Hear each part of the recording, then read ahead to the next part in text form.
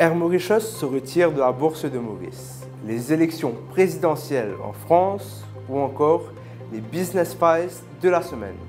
Mesdames et messieurs, bienvenue dans votre rendez-vous économique hebdomadaire ActuEco.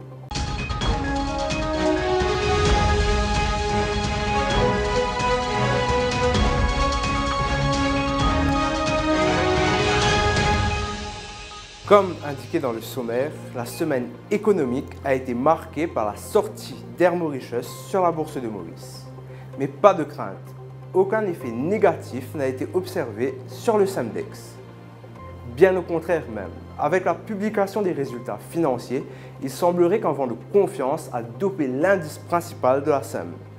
Mais comment la sortie de la compagnie aérienne n'a pas influencé grandement le marché? La raison est simple. Les investisseurs savaient que sa sortie était inéluctable car elle ne répondait plus aux règles de cotation de la SEM.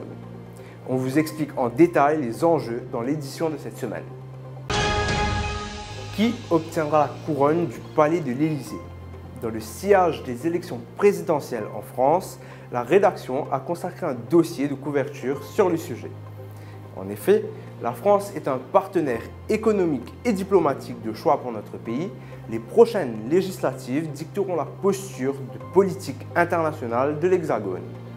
Bref, retrouvez un dossier avec les avis de politologues, d'économistes, de diplomates et d'entreprises qui nous parlent du sujet et des enjeux. Les business files de la semaine s'attaquent au corps parapublic et au marché de l'immobilier. Pour le premier dossier nommé, il brosse un tableau du rôle des organismes publics et des enjeux qui guettent le secteur. Le second dossier, quant à lui, fait un tour d'horizon sur l'immobilier. Cela comprend les property development, les smart cities ainsi que l'immobilier de luxe. Voici arrivé à terme de cette édition. N'oubliez pas de nous retrouver sur notre site web www.business-magazine.mu mais également sur nos pages Facebook, LinkedIn et YouTube Businessman. Vous pouvez aussi nous retrouver dans nos points de vente habituels. En vous remerciant de votre écoute, à la semaine prochaine. In fact, we noted at that time that Mocha City would be only the third formally designed town in the history of the country. So at this point in our history, we're actually making a new center which observes all the fundamentals of what makes great cities.